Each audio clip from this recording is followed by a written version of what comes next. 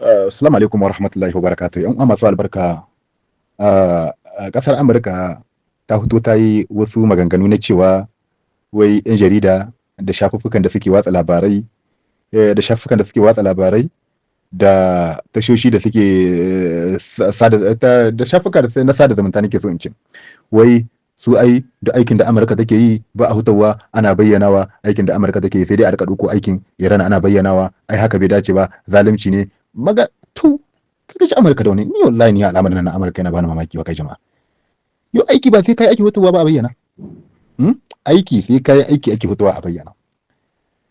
yanzu mu abubuwan da kuke bayyana sakamakon da kuke fiddawa kuna watsa ma duniya shi kuke so mu zo mu bayyana muku yanzu wannan kiran da jakadan kasar Amurka da yake a Bagadaza a kasar Iraki kiran da ya fito yayi shi kuke so mu fito mu bayyanawa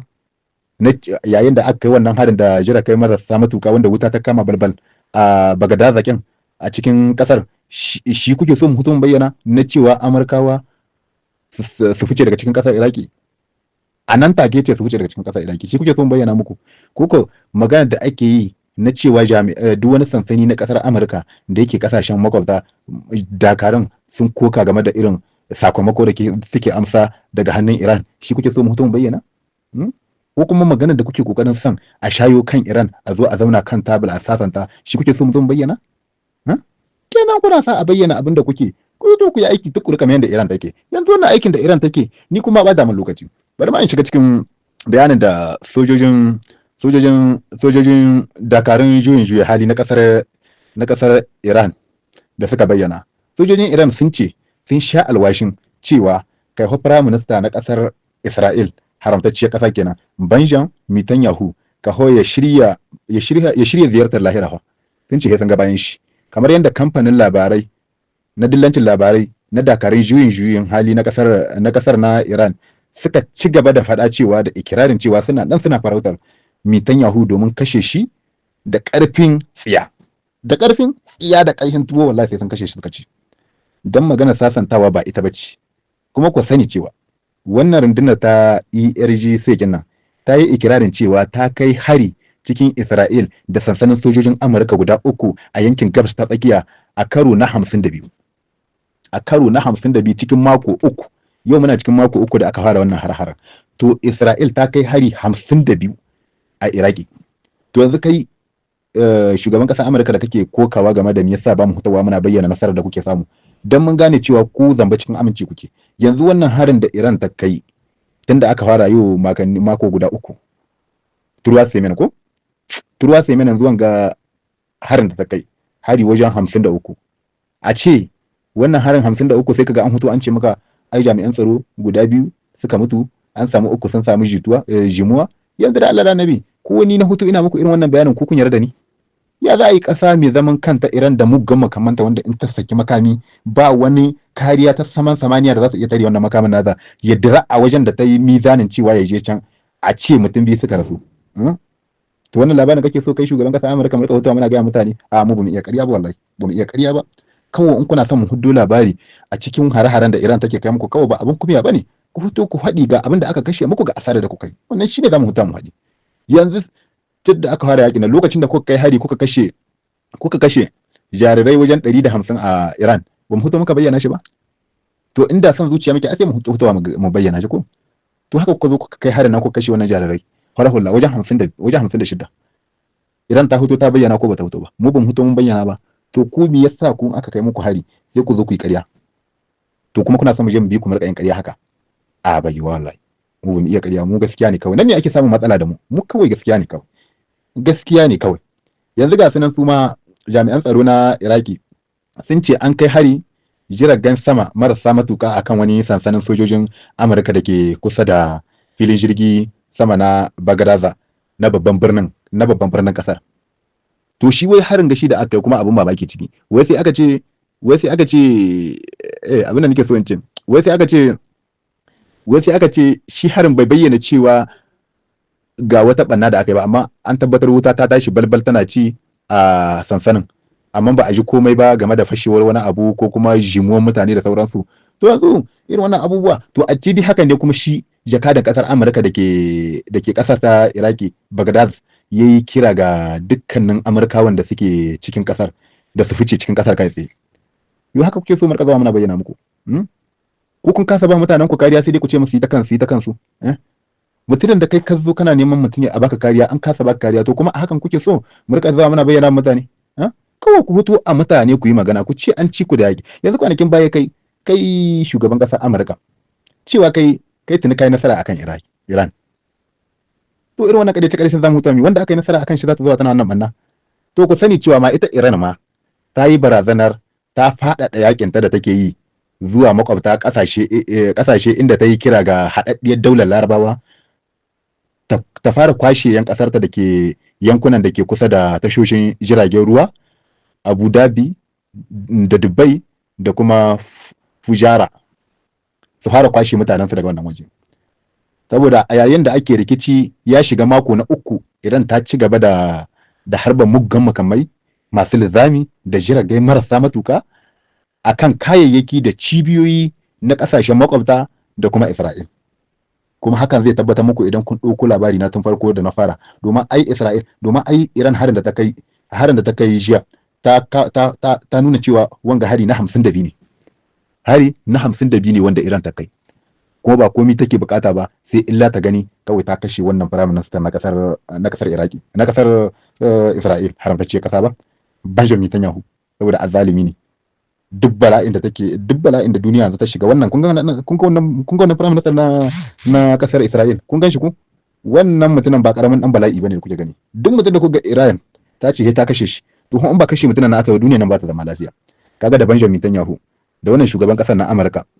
wanda bai da magana guda yau yayi magana gobe ya saki wanda ya dauki kanshi a cikin duniya ba uban da yake faɗa mishi shi nan da ya tashi zai wannan faɗa kai cikin kasar ma wasu 'yan siyasa na cikin kasar ma can America suka ce kai wannan ba magana siyasa bace sai suka fake da cewa ai 'yan adawa ne waye ce kai ba magana adawa bane su wancan 'yan jam'iyya da suke neman mulki su ma ce wannan abin ba zai aifa mana da mai ido ba faɗa da Iran. Ai kawai sai aka bi gari ana 'yan adawa ne daman dan adawa in ya rasa abin da yake so haka za a fito ana san batun baki. To yanzu ai magana ga ta tabbata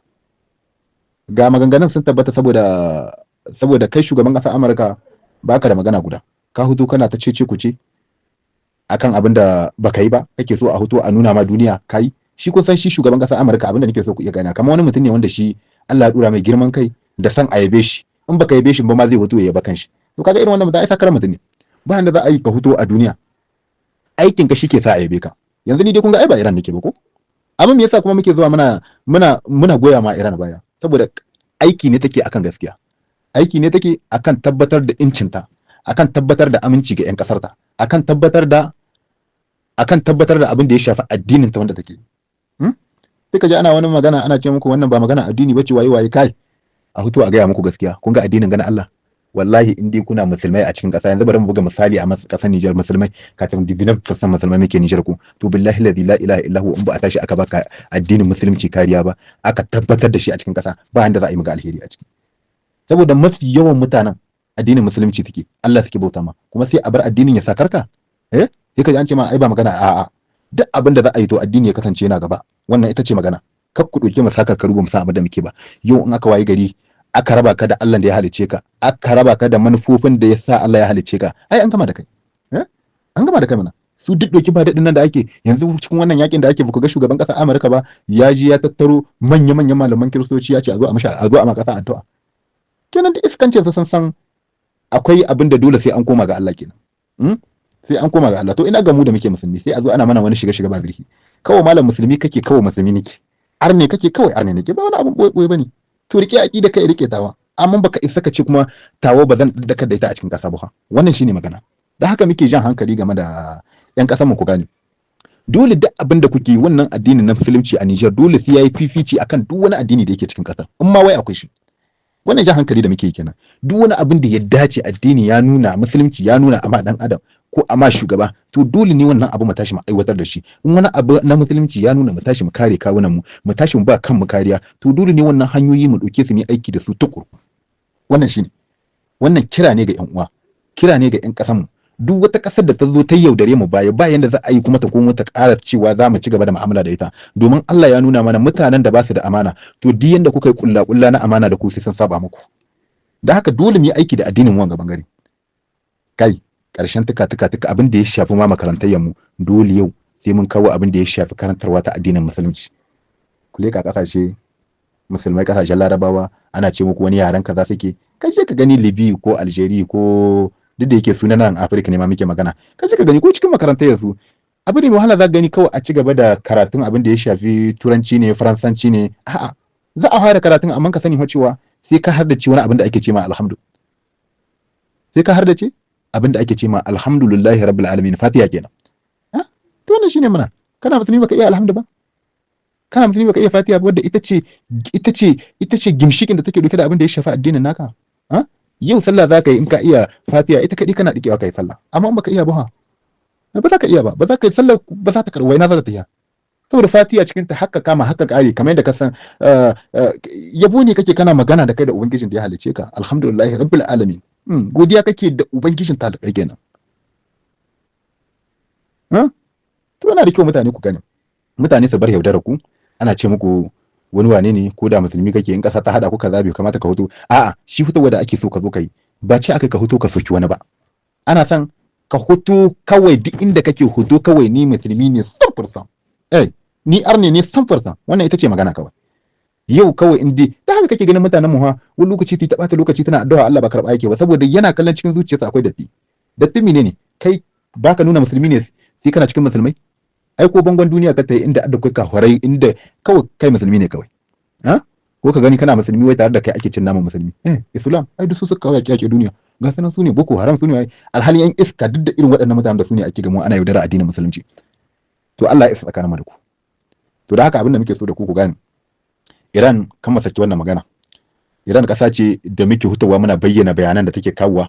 na nasarar take samu na hada saboda mun fahimci cewa Iran ta huto fili ta nuna mutane ita kawai ba manahuka bace.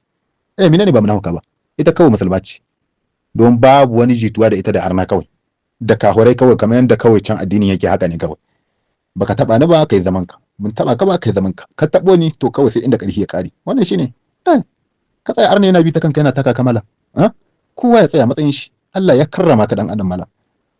Ka bar wani dan iska ya rika zauna dora ma dokoki kawai. Kamar irin yadda muke gani na duk mafi yawan kasashen mu na Afirka gashi na an sakarta mana da mutane, sai ga wai sai kasa ga kunan kun yi miliyan nawa a cikin kasa, kun kai miliyan 30, kun kai miliyan 40 ko 50, sai a samu wani tsoho da ko kan shi bai iya riƙe wajen tunani a ce shi zai jagoranta ku. Jagoran ku shine jagoran ku. Mutum da bai da hankali, bai da tunani mai kyau, mashayi, ya kasance mutanen da suke daraja da komai shi za ku ba jagoranci, ya kai ku gidan ubanwa, ya kai ku jahannama ya tilla ko ya kuke so. To yana da kyau jama'a a nura a gane.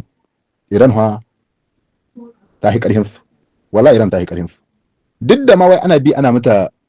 bita da kulli. Akwai kasashen musulman da suke da su ake taruwa ana neman ganin bayan Iran, amma ba su cin nasara. Wace nasara za su ci? Ba su cin nasara,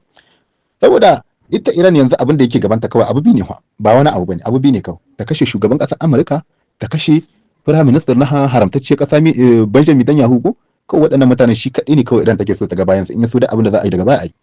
kuma insha Allah sai sun ci nasara. Da ƙarhin tuwo suka ce, da ƙarhin tuwo sai sun kamo Netanyahu sun yanka shi, sai sun kamo Netanyahu sun yanka dan asara, saboda bai da mutunci. Duk bala'in da duniya ta shiga, duk bala'in tattalin arziki da duniya ta shiga, wannan Benjamin Netanyahu da shi da shugaban ƙasar Amurka duk su suka kawo duniya cikin wannan bala'i. Muna zaman mu, kun zama annoba a cikin duniya, ana kallon ku duk uba kowa tsoron ku yake. To mu kai ba mu tsoron ku, wallahi mu ba mu tsoron ku, mu ba mu tsoron ku. Kawai duk wanda ya nemi mai ka matsala kawai a gaban shi kawai. Yau mi kuka mallaka? Wai makami mai lazza, ina makamin? Yanzu duniya dai yanzu dai kun nuna mu duniya dai babu wani makaman ma da ku gare ku. Ashe Iran kin macin da kuke ta mata wani barazana, ashe ta mahi karhin ku. Iran ta mahi karhin ku. Wai ka ta mallaki kaza, ka ta mallaki kaza. Kawai zan ce musu ba zan mallaka ba. Zan tsaya ina kallon ku. Iran ashe tahiya tai kawai ta hada hadanta ta aiki. Yanzu ga sakamakon suna doka a hannu. A ci gaba kawai. A ci gaba da fafatsawa. Mu je zuwa. Mu je zuwa. Za ku samu sakamako mai kyau, ko in ce kuna ma cikin samun shi. Yanzu abin da ya rage muku kawai Benjamin Netanyahu da shugaban ƙasar Amurka, wannan alƙawalin da ƙasar Iran ta yi na cewa ta sha alwashin sai ta kamo Prime Minister na ƙasar Isra'il da ƙarhin tuwo da ƙarhin tsiya, wallahi ta kashe shi, sai ta kashe shi da ƙarhin tuwo. Kuma wannan magana haka take. mu je zuwa ku ga iko Allah. Sai rasa yadda za su yi da Iran. Sai dai kaga sun mutu suna kira yan kasashen shi da suke kasa gada su gaggawa hucewa daga cikin kasa. Kun jawo ma kasashe masifa. To anan ma nake so in ƙara wasu maganganu. Ku sauran kasashe da kuke ana kawo muku sansanin sojojin ƙasar Amurka, to ga sakamakon da Amurka za ta ba ku idan bala'i ya barki. Sakamakon me? Shine idan abu ya haikarinta za ta ce to sansanin mutanenta da suke cikin ƙasar su tashi su bar ƙasa, in ya so dubba mabuman da za a yi ku ta shahe ku yan ƙasa, ba ruwan Amurka da ita. Anan muke ma ƙara godiya, kuma muke jinjina ma yan ƙasar mu da jami'an ƙasar mu da gwamnatin ƙasar mu mai albarka. Allah ya masa albarka da suka tattara mana tsinanin nan suka bara mana ƙasa. Da wannan bala'in da ake, da wannan sansanin nasu na Agadas, da ina ga wannan Iran sai ta bige shi. Kuma mu koma muna ganin lahin Iran, ita kuma ba mu ta buga ba, tunda mun zo mun ba arna waje a cikin kasar mu sun zauna, ba sai ta zo su bige su ba. Ai su duk wannan zamanin da kake ga suna yi wa ana cewa mun kulla yarjejeniyar tsaro da mu da ƙasa kaza, sun mai da ku ne mahaukata ba ku ganiya. Ya kulla yarjejeniyar tsaro kuma sai kun zo kasar mu kun buga sansanin ku, kuna can kasar ku kawai an kulla sansani, in abin ya taso ku taho. Amma kun zo kun kama katan hili gonakin mutane, kun zo kun buga sansani, kuna tankwalo hada, ko da an halbo kuna nan ba ku nan a zo a kama kasar yaƙi, makamin ma da za a harbarwa da zai fazo nan mutanen da kuke kusa da su. Wannan ba amma ma yan kasar yan zaro ba, su da yake suna da wayo suna da hankali, duk ƙarhinsu sai suka bar ƙarhinsu suka watso shi a cikin duniya, can inda suke rayuwa da abin da za a yi dai kai ya kai wajen su. To mutane ku ba ku da hankali ne, wasu mutanen mu hankali ne ba su da kuna da hankali. Duk lokacin da wani ya zo ya ce ma kaiwa ne za mu zo mu kulla yarjejeniyar tsaro ni da kai, to ba matsala mu kulla yarjejeniyar tsaro, amma kana kasar ka,